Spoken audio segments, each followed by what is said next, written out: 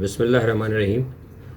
Views of Faisal محمد کے نئے episode کے ساتھ حاضر خدمت ہوں۔ امید ہے کہ آپ سب خیریت سے ہوں گے۔ آج بھی آپ سے کچھ اہم خبریں اور کچھ تجزیہ ہوں گے۔ دیکھیے، میری خبریں جو ہوتی ہیں نا، بنیادی طور پر خبر میں وہی دیتا ہوں جو خبریں چاروں طرف ہوتی ہیں ساری دنیا میں۔ خبریں وہی ہوتی ہیں، صرف ہم یہ کہ کچھ خبروں کی ہم تصدیق کر کے آپ کو اس پر صحیح اور مصدقہ تجزیہ دیتے ہیں۔ تو بہت سے لوگ یہ کہتے ہیں کہ جناب خبر تو دیکھیے ساری وہی ہوتی ہے، جو میں کہوں گا وہی، جو واقعہ ساری دنیا میں ہوگا وہی ساری دنیا کے عالمی تجزیہ نگار اسی خبر کو ڈسکس کریں گے۔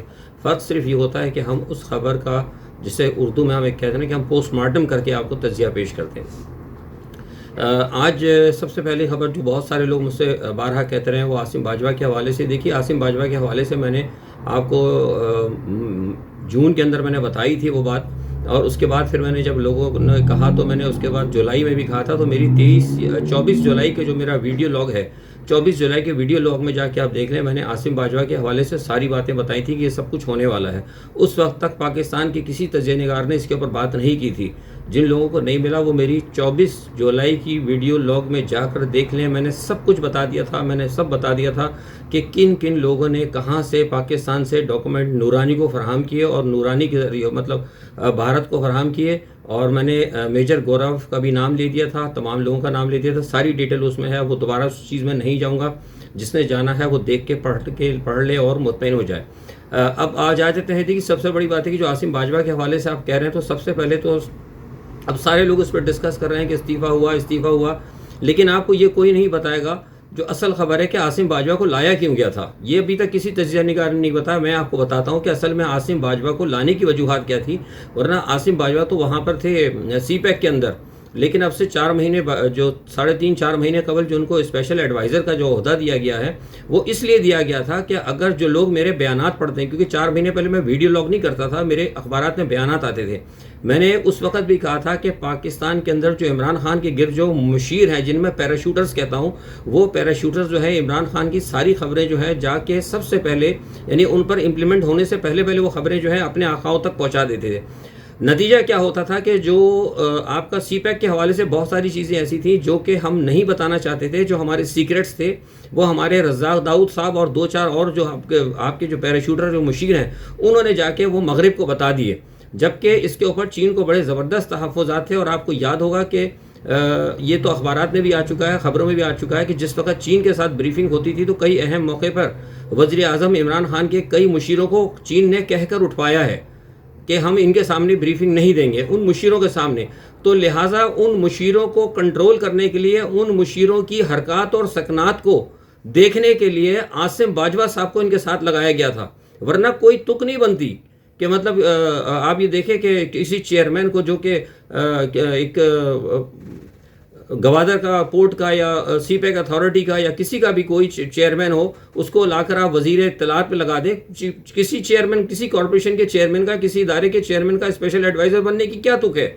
آپ پی آئی اے کے چیئرمین کو لا کر لگا دیں، آپ کے پی ٹی کے چیئرمین کو لگا دیں، کوئی تک بنتی، کوئی سمجھ میں آتی ہے؟ نہیں سمجھ میں آتی بات۔ اس کی بنیادی طور پر وجوہات یہ تھی کہ وہ ان کو اس لیے لگایا تھا کہ وہ جو مشیر وہاں سے ساری سی پیک کی خبریں نکالتے تھے، اور خبریں جو لیک ہوتی تھی، یہ خبریں کون لیک کرتا ہے اور کس طریقے سے کہاں پہنچتی ہیں اور ان کو کس طریقے سے روکا جا سکتا ہے۔ اس لیے عاصم باجوہ کو لایا گیا تھا، کیونکہ یہ بھی آپ کو میں بتا چکا ہوں کہ چین کی یہ خواہش تھی اور آج بھی ہے، اور یہ ہمیشہ رہے گی کہ وہ سی پیک کے معاملے کے اوپر پاکستان کی کسی بھی سیاسی حکومت پر بھروسہ کرنے کے لیے تیار نہیں ہے۔ چین نے یہ شروع سے کہا تھا کہ ہم سی پیک کے اس وقت کام کریں گے جب اس کی گارنٹی ہمیں فوج دے گی۔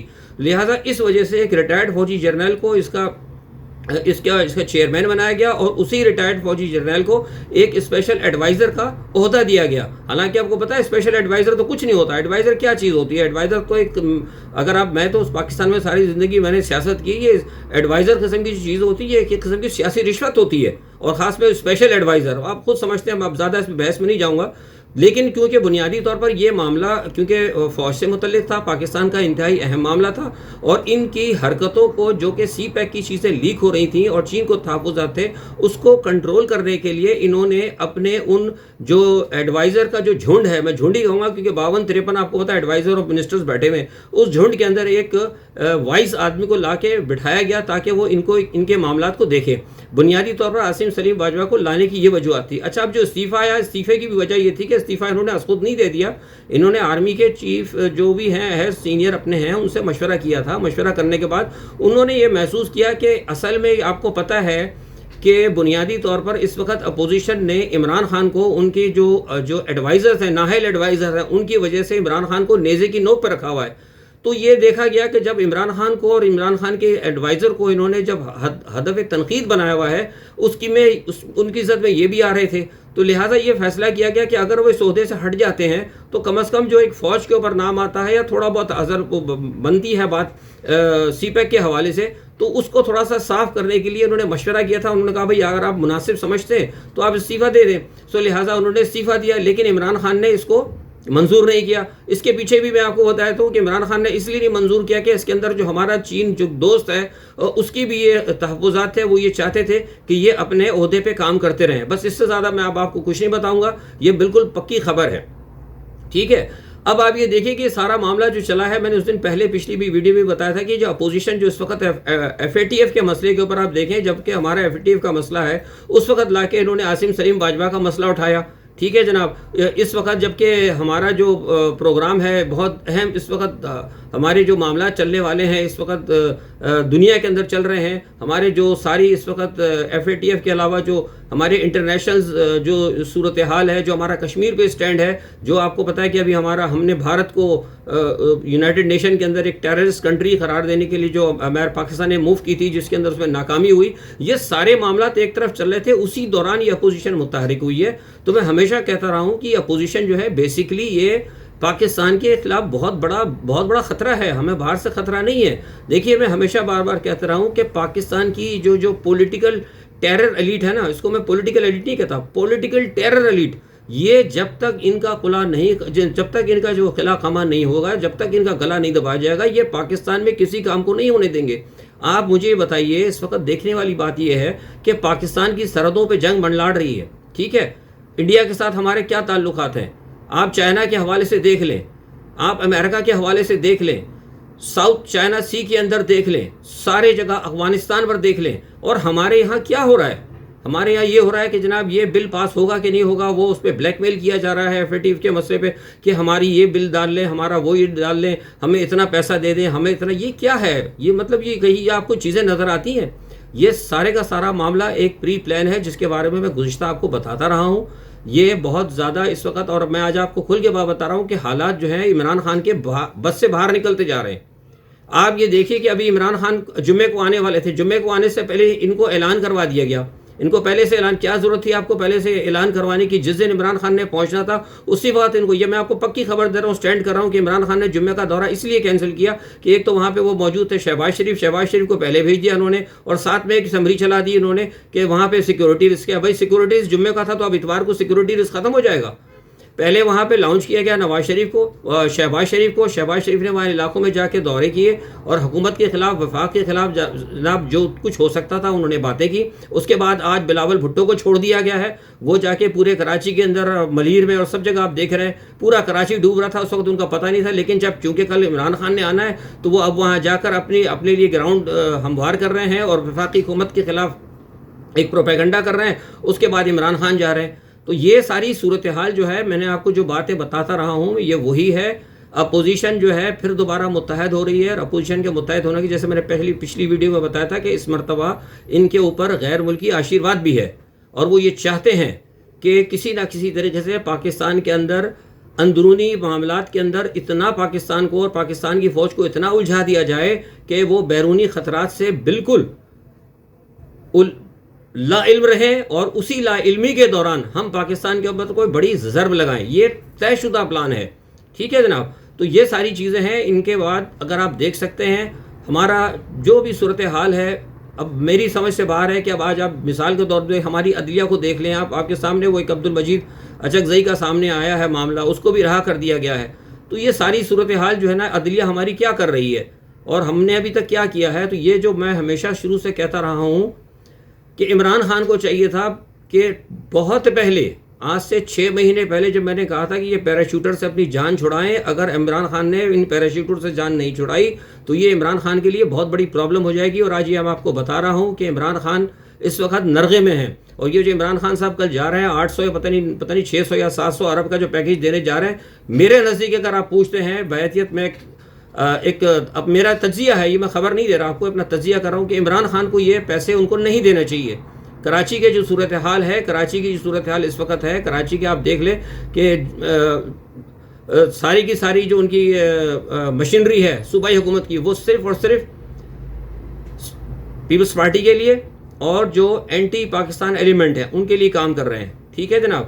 اور یہ جو اب اے پی سی ہو رہی ہے, اے پی سی کے لیے بھی ان کو کچھ اندرونی طور پر کچھ پیسے چاہیے, کچھ فنڈ ان کو باہر سے چاہیے تھا, کچھ فنڈ ان کو اور چاہیے, وہ بھی سارے کا سارا فنڈ جو ہے وہ سب یہ پیپلز پارٹی کھائے گی. اور یہ اے پی سی جو کرنے جا رہے ہیں اس کے اندر بھی وفاق کی مخالف جماعتوں کو دعوت دی جا رہی ہے, اور اس میں یہ کہا جا رہا ہے کہ وفاق مخالف جماعتیں اکٹھی ہوں گی اور وہ حکومت کے خلاف ایک بہت بڑی تحریک چلائیں گی.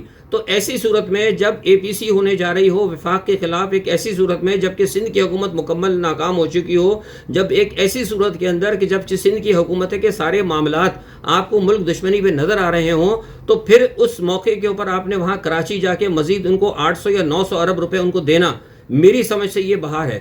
اگر یہ عمران خان کرتے ہیں تو مجھے نہیں پتا یہ کس کے مشورے پہ کی جا رہا ہے.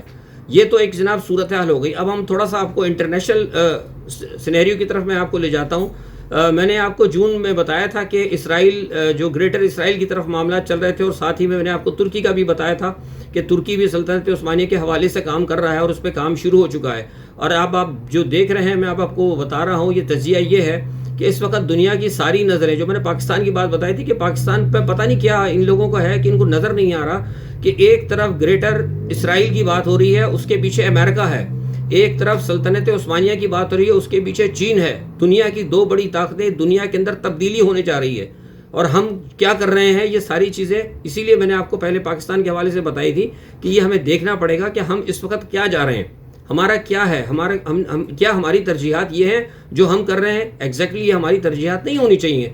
تو یہ اس وقت جو ہے معاملہ پاکستان کے حوالے سے میں نے بارہا کہتا رہا ہوں آپ کو کہ پاکستان کی صورتحال ایسی ہے, ہماری اسٹریٹجیکل پوزیشن ایسی ہے کہ ہم چاہے جتنا بھی دور رہیں, ہم خود بخود کھنچیں گے. جیسے مقناطیس نہیں کھنچتا, اس طرح مقناطیس کی طرح پاکستان کھنچے گا. آپ کو دیکھیں کہ ابھی یہ جو میں نے ابھی آپ کو یہ اس حوالے سے بتایا ہے عاصم باجوہ کے حوالے سے کہ جو عمران خان نے ان کا استعفیٰ منظور نہیں کیا, تو اس میں نے بتایا تھا کہ عمران خان نے اس لیے منظور نہیں کیا کہ اس میں چین کی بھی خواہش تھی. اس وقت ہر معاملے میں چین ہمارے ساتھ ہے. آپ کو پتا ہے کہ بپن راوت نے کل یہ بیان دیا تھا, بپن راوت نے بیان دیا کہ ہم فرنٹ کے اوپر پاکستان سے بھی مقابلہ کریں گے. یعنی وہ ان کا کہنا تھا کہ وہ مشرقی سرحد اور مشرق اور شمال دونوں سرحدوں پہ مقابلہ کر سکتے ہیں. یہ بنیادی طور پر جو بپن راوت نے جو بیان دیا تھا, اس کو ایک مذاق نہ سمجھے. در حقیقت یہ ہے کہ اس وقت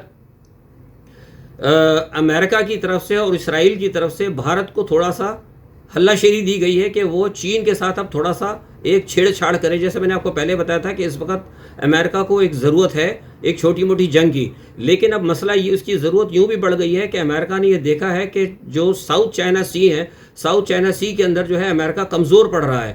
تو لہٰذا اب یہ جو پینٹاگن ہے اور جو امریکی اور اسرائیل کے جو پالیسی ساز ادارے ہیں, انہوں نے کہا ہے کہ ایک چھوٹا سا جنگ یا چھوٹا سا مارکا جو ہے ایک نئی جگہ جو ہے ساؤتھ چائنا سی میں نہ ہو, لیکن تھائی کینال کے پاس ایک چھوٹی سی جنگ ہو جائے. یہ میں آپ کو پکی خبر دے رہا ہوں, یہ ان کا پورا پری پلان ہے. اسی لیے بھارت کو تھوڑی سی ہلہ شیری دی گئی ہے تاکہ اس میں دو چیزیں ہوں گی. ایک تو چائنا کے جو ہتھیار ہیں ان کو چیک کرنے کا ان کو موقع مل جائے گا, چائنا کی جنگ کی کیپیسٹی کے بارے میں ان کو پتہ لگ جائے گا. اور دوسرا یہ ہے کہ یہ امریکہ یہ شاید سمجھتا ہو کہ شاید چائنا کو بھارت کے ساتھ الجھانے کے دوران, اس کی کوئی خبر نہیں ہے, یہ میرا تجزیہ ہے. کچھ لوگ کہتے ہیں تجزیہ نگار کہ یہ ہو سکتا ہے کہ بھارت کے ساتھ چین کو بھارت کے ساتھ الجھا کر امریکہ شاید ہو سکتا ہے ساؤتھ چائنا سی کے اندر کوئی محاذ کھول دے. یہ کچھ تجزیہ نگاروں کا کہنا ہے, لیکن یہ بھی خبر نہیں ہے. تو ہو سکتا ہے یہ ایسی بات ہو, لیکن یہ ایک بات کنفرم ہے کہ اس وقت بھارت اور چین کسی وقت بھی آپس میں آمنے سامنے آ سکتے ہیں. دوسری جانب ایک تو یہ سلسلہ ہے. دوسرا میں نے آپ کو ترکی کا بھی بتایا تھا اور ترکی فرانس کا بتایا تھا کہ اس وقت جو ہے فرانس یورپین یونین جو ہے بالکل ترکی کے اگینسٹ ہو چکا ہے. ترکی کے جو معاملات ہیں, ترکی نے جو سلطنت عثمانیہ پہ سٹینڈ لیا ہے اور وہ یونان کے حوالے سے جو یونان کے بحیرہ روم کے اندر جو مشقیں وغیرہ جو ڈرلنگ وغیرہ کر رہا ہے اس پہ فرانس نے ان کو منع کیا تھا، تو ترکی نے اس کے اوپر جو ہمارے پاس اطلاعات ہیں بہت سخت ریمارکس دیے تھے. اور آج یہ ہمیں یورپین، کیونکہ میں ہوں اس وقت یورپین یونین کے ہیڈ آفس میں اتفاق سے ایک ہفتے سے، تو آج ہمیں یہ پتہ لگا تھا یہاں سے کہ آج جو ہے ترکی کے وزیر اور فرانس کے وزیر کی آج بڑی زبردست جھڑپ ہوئی ہے میڈیٹیرین کے حوالے سے. اور اس جھڑپ کے اندر جو جملوں کا تبادلہ ہوا ہے اس میں غیر سفارتی الفاظ جو ہیں استعمال کیے گئے ہیں. اس سے آپ اندازہ لگا سکتے ہیں یعنی ترکی نے کسی بھی صورت کے اندر ہٹنے کی بات نہیں کی، اور انہوں نے مطلب جسے کہتے ہیں نا کہ ہم جھڑک دیا ہے، فرانس کو جھڑک دیا ہے. اور یہی وجہ ہے کہ یہ فرانس کے اندر اب تھوڑا سا مسلمانوں کے خلاف ایک لہر سی اٹھی ہے. اور آپ نے دیکھا ہوگا بھی یہ چارلی ایبڈو کا جو معاملہ ہوا ہے، دوبارہ ایک توہین آمیز خاکوں کا سلسلہ ہوا، اس کے حوالے سے ہم نے بھی بہرحال جو ہم سے ہو سکا ہم ضرور کوشش کریں گے کیونکہ یہ ہمارے ایمان کا حصہ ہے. لیکن یہ جو چارلی ایبڈو کا جو معاملہ فرانس میں دوبارہ جو لہر اٹھ رہی ہے وہ بیسکلی پس منظر میں جو ہے معاملہ وہ یہی ہے، سلطنت عثمانیہ اور دوسرے تیسرے معاملات جو ہیں یہی معاملات چل رہے ہیں. تو کہنے کا مقصد یہ ہے کہ یہ جو صورتحال موجودہ چل رہی ہے، جو میں نے آپ کو بتایا کہ مشرق وسطیٰ کے اندر ہے، مشرق وسطیٰ کی صورتحال بھی میں نے آپ کو بتائی تھی. اس میں اب لیٹسٹ یہ ہے کہ جو آپ کے جیرڈ کرشن صاحب ہیں ہمارے ان کے ٹرمپ صاحب کے داماد، تو جیرڈ صاحب اور ان کی اہلیہ بھی ہیں، وہ آئی ہیں سعودی عرب. ایم بی ایس سے ان کی ملاقات ہوئی ہے. یہ آپ کو پتہ ہی ہوگا کہ ایم بی ایس جو ہے جیرڈ کے بڑے پکے دوستوں میں سے شامل ہیں. جیرڈ کے دوستوں میں ایک پاکستان کے جہانگیر صدیقی صاحب جانتے ہوں گے، یہ اور ایک دو چار لوگ ہیں، زلفی بخاری وغیرہ، ان کا اپنا گروپ ہے، ایک علیحدہ ہے چیپٹر، پھر اس پہ کبھی ذکر کریں گے. تو یہ ان کے دوستوں میں سے ہے. تو وہاں پر انہوں نے یہ بات کی ہے. تو ایم بی ایس نے جو میں نے پچھلی ویڈیو میں بتایا تھا کہ کچھ معاملات جو ان کے رفائی معاملات ہیں اس حوالے سے انہوں نے بات کی ہے. تو اس پہ جو ابھی آج جو خبر ہے سعودی عرب سے وہ یہ ہے کہ انہوں نے ایک جیرڈ کو کہہ تو دیا ہے کہ ٹھیک ہے ہم آپ کے ساتھ ایک مقررہ اور محدود جو ہے معاملات رکھیں گے، لیکن ہم اس وقت تک اسرائیل کو تسلیم نہیں کریں گے یا اسرائیل کے ساتھ براہ راست معاملات اس وقت تک نہیں کریں گے جب تک کہ فلسطین کا معاملہ نہیں ہوتا. تو یہ صورتحال چل رہی ہے. اس پس منظر میں فرانس کا بھی میں نے آپ کو، یورپ کا بھی بتایا، مشرق وسطیٰ کا بھی بتایا. افغانستان کو دیکھ لیں. افغانستان کی صورتحال یہ ہے کہ آج صبح جو ہے افغانستان کے اندر جو ننگہار کا جو علاقہ ہے، جو پاکستان کا سرحدی علاقہ ہے، وہاں پہ پاکستان اور افغانستان کی ایک جھڑپ ہوئی ہے. اس جھڑپ کے اندر الحمدللہ پاکستان کا تو کوئی نقصان نہیں ہوا، لیکن میرے پاس جو اطلاع آئی ہے، یہ بھی کسی خبرساں ایجنسی بھی تو نہیں آئی، لیکن مجھے ذاتی طور پر اطلاع ملی. ہو سکتا ہے کہ شاید یہ غلط ہو، لیکن میرا خیال سے کہ جس ذرائع سے مجھے ملی ہے اطلاع وہ یہ درست ہے کہ اس میں 2 افغانیوں کی ہلاکت ہوئی ہے، لیکن پاکستانی الحمدللہ کوئی بھی اس کے اندر کسی کو نقصان نہیں ہوا. اور یہ بنیادی طور پہ جو لڑائی ہوئی ہے وہ جو ڈیورن لینڈ کے پاس جو ہے نا آپ کا جو باڑ لگانے والا معاملہ ہے، اسی مسئلے کے اوپر یہ ہے ساری صورتحال. تو کہنے کا مقصد یہ ہے کہ ہم کہاں پھنسے ہوئے ہیں. جو میں تجزیہ دے رہا ہوں آپ کو، وہ تجزیہ دینے کا مقصد یہ ہے، عوام کو بتانے کا مقصد یہ ہے کہ میں نے آپ کو ایک چھوٹی سی چیزیں بتائیں، تجزیے بتائے کہ مشرق وسطیٰ میں کیا ہو رہا ہے، امریکہ میں کیا ہو رہا ہے، اور یورپ میں کیا ہو رہا ہے. بڑی بڑی طاقتیں، بڑے بڑے ملک جو ہیں اپنے سمت کو طے کر رہے ہیں. امریکہ الیکشن کی طرف جا رہا ہے، روس کے اپنے معاملات ہیں، اور ہم یہاں یہی پھنسے ہوئے ہیں کہ ہم نے اے پی سی کرنی ہے کہ نہیں کرنی، ہم نے کیا کرنا ہے، ہم نے عمران کو ہٹانا ہے، ہر صورت میں گرانا ہے. اور یہ میں آپ کو بتا رہا ہوں کہ یہ جو لوگ کہہ رہے ہیں کہ اس مرتبہ اپوزیشن، یہ ساری خبریں غلط ہے. اپوزیشن دکھانے کے لیے آپ کو علیحدہ ہے، لیکن اندر خانے یہ بالکل متحد ہے، اور انہوں نے فیصلہ کیا ہے اسلام آباد میں کرنے کا. اور یہ بھی میں آپ کو خبر دے رہا ہوں کہ آج جو ملاقاتیں کریں گے، ٹیلی فون کے اوپر ویڈیو کانفرنس سے بات چیت کریں گے، میں کانفرنس نہیں، میں کیا کانفرنس لفظ استعمال کر گیا، آج کل وہ ڈپلومیٹک ساری کانفرنس ہوتی ہیں. ویڈیو چینل پر گفت و شنید ہوگی نواز شریف کی. اور آج بھی وہ فضل الرحمان صاحب کے ساتھ بھی ان کی کچھ بات ہوئی، اور فضل الرحمان نے ان کو یہ کہہ دیا ہے کہ یہ بھی میں آپ کو، یہ میری خبر ہے، انہوں نے کہہ دیا ہے کہ اس مرتبہ اگر اے پی سی اور اس مرتبہ تحریک نہیں چلی تو فضل الرحمان صاحب سمجھتے ہیں اب نہیں تو کبھی بھی نہیں. تو لہٰذا یہ سارے معاملات ہیں. نواز شریف صاحب سے کچھ گارنٹیز لی جا رہی ہیں، اور کچھ گارنٹیز جو ہے پیپلز پارٹی آلریڈی دے چکی ہے. تو یہ تمام صورتحال ہے. اس تمام صورتحال میں آپ کو دیکھنا ہوگا، اور یہ کہ پاکستان کہاں کھڑا ہوا ہے اور ہم اس وقت کیا اسٹینڈ کرتے ہیں. اسی تجزیے کے ساتھ میں آپ سب سے اجازت چاہتا ہوں. اپنا بہت خیال رکھیے گا. اللہ حافظ.